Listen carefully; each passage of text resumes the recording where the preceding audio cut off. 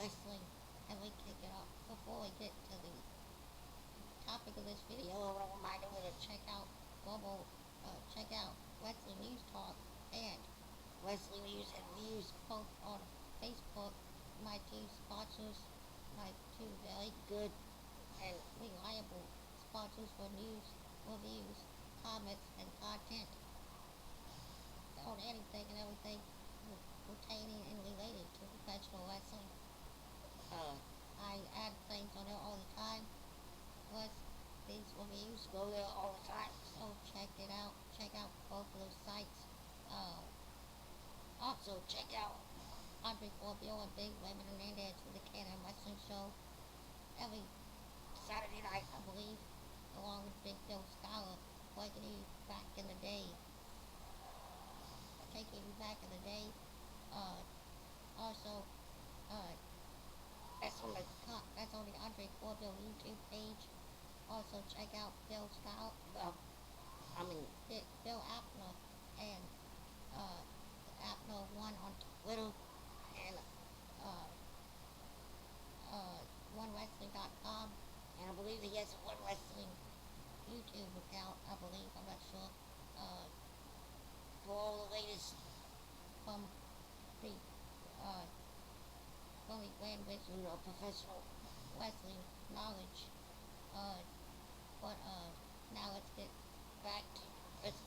to Impact Wrestling. We kick it off with Dixon Carter and the Dixieland Army coming to the ring. They officially announced that Snitsky is now going by the name Gene Snitsky. I didn't really understand what the former Big Steve was going by now, but I'm assuming it's his real name. I didn't understand what it was, but she comes out with EC3 and Lido as well, along with Bud. And EC3 makes the announcement they are challenging Team 3D and Tommy Dreamer to one last match to finish one last war to settle the score, as it were. In other words, one final match. I'm not sure what that match is gonna be, but we still have to wait to see if Team 3D and Tommy J will pick up the challenge. But we picked off the in-ring action with the tag team champions, the Wolves, defending against the reunited team of Jeff and Matt, the Hardy Boys, the Hardys, I guess we could call them now. A fairly high impact, adrenaline rush type match. It ended in dramatic fashion as Eddie Edwards had Matt Hardy in the powerbomb position as Davey Richards came off the rope and hit him with a backstabber for the 1-2-3. Jeff Hardy just not able to make it into the ring fast enough to break it up. He was cut off by Eddie Edwards. The Wolves retained the tag team titles. After that, Destination X for a reason, as we get the first qualifying match to decide who's going to compete for the vacated X Division Championship. We had Low-Key,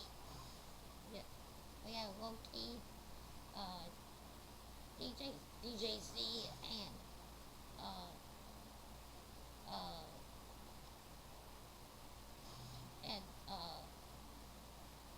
Manic. I forgot his name for a second. Manic. First in a triple threat match. They're gonna have 3 matches tonight, and the 3 winners will face each other for the title. I'm guessing next week. I'm not sure, but Low-Key was able to pick up the win with a Blue Thunder bomb. I believe that's what they call it. I'm not sure. The fatal shot that Saban used to use on Suicide. Manic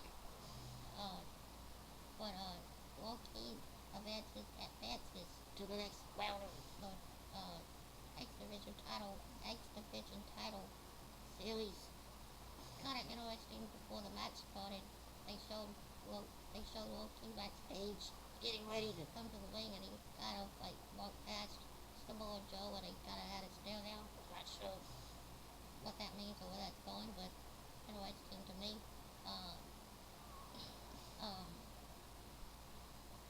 Not really sure what else happened until we had a second triple threat match, the second in the series of exhibition matches, as we have one of the biggest men ever to qualify for the X Division, and that's uh, Brian Cage. If you don't know him, check him out, PWG. I've seen a lot of his work, and he's not really showcased on here as much as he didn't really get a chance to showcase as much as he could really do in this match. He had Crazy. He was going against Crazy Steve and uh, uh, um,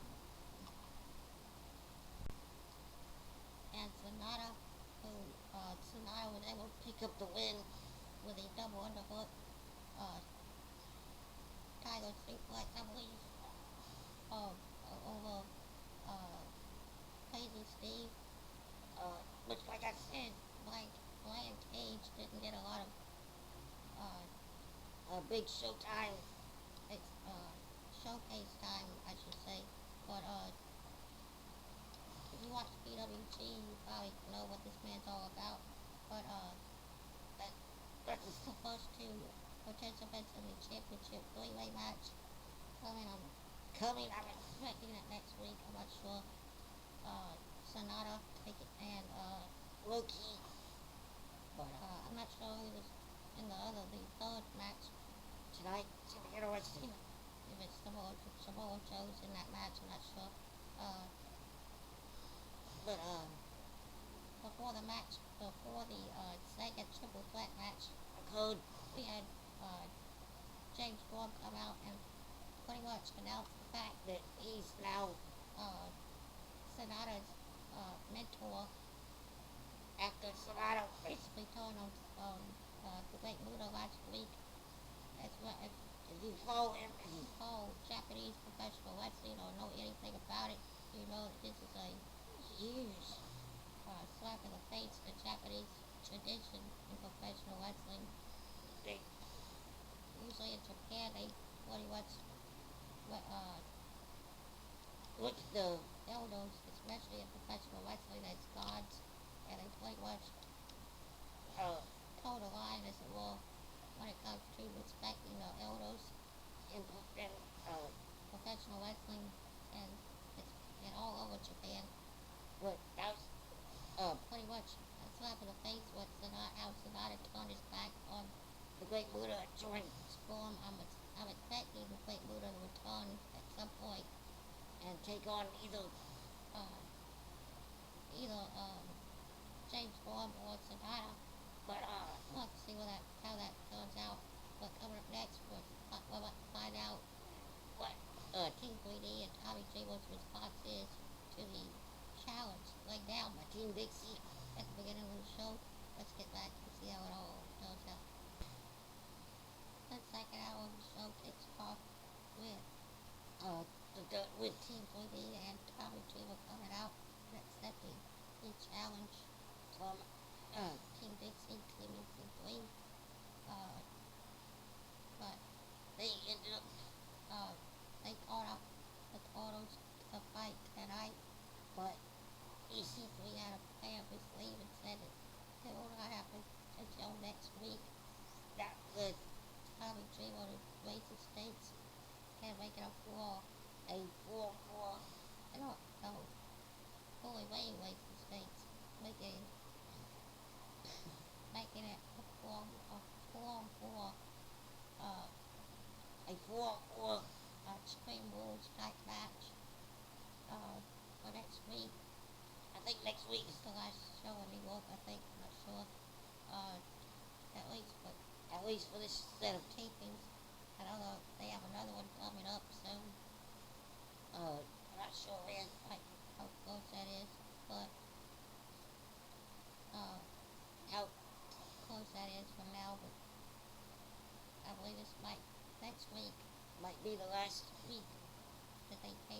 York, so forth. But I like the New York style for it, TNA.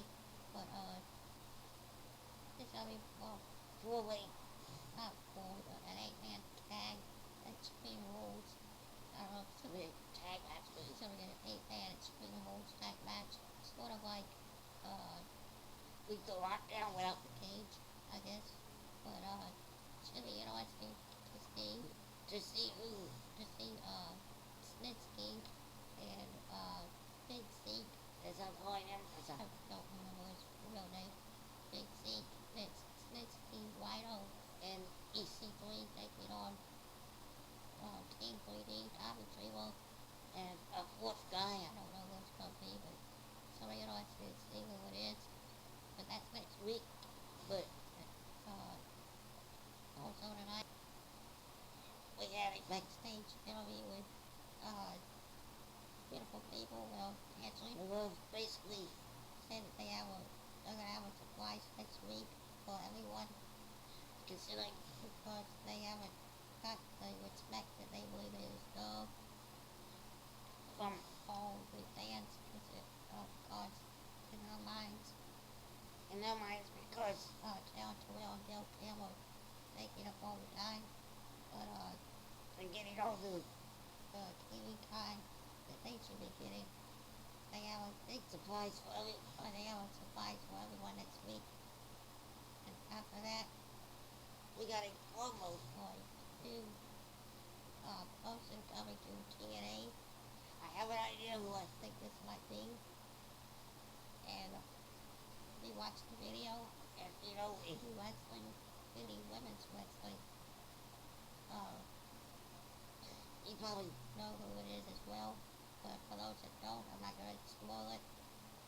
But it's really interesting to see how this female performer interjects herself into TNA. But after that, we had before that promo, they showed Kurt Angle talking to Samoa Joe. Of course, Kurt Angle now in charge of TV. Now in charge of what goes on TV.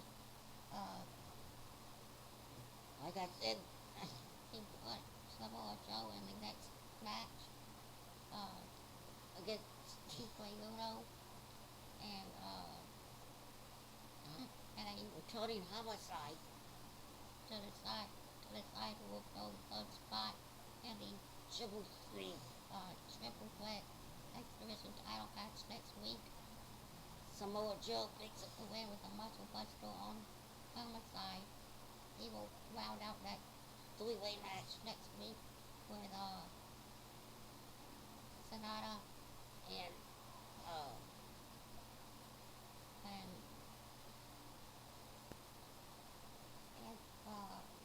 and Corbeil. But after that, we got a promo from Abyss. After everything that's happened with him and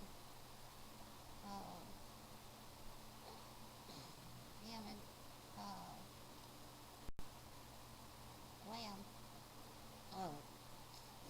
Abyss is once again challenging Lamb to a match next week. Against, and he's playing his whole Janice to the ring with him apparently next week. But after that, we had the world title main event match. Austin Aries taking on Bobby Lashley, the world champion. A very good back and forth, hard-hitting fight. That's all. Austin Aries hit the brain buster and the Lashley statue, but Bobby Lashley was able to break out and kick out of the pins.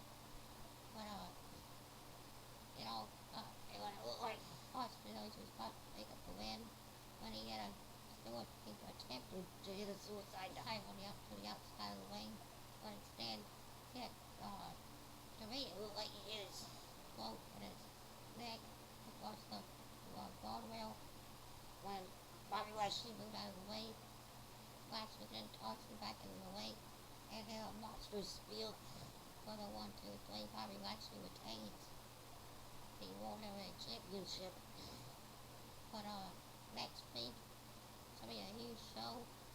The exhibition championship will be decided, and that 8-man war between Team Dixie and Team Bully. They said Team EC3, but I'm calling it Team Dixie and Team Bully next week. It's gonna be an awesome show. I can't wait to see it. But that's it for now. I'm out of here. See ya. And I'll be back with SmackDown and Raw next week. And check out all those links in the description.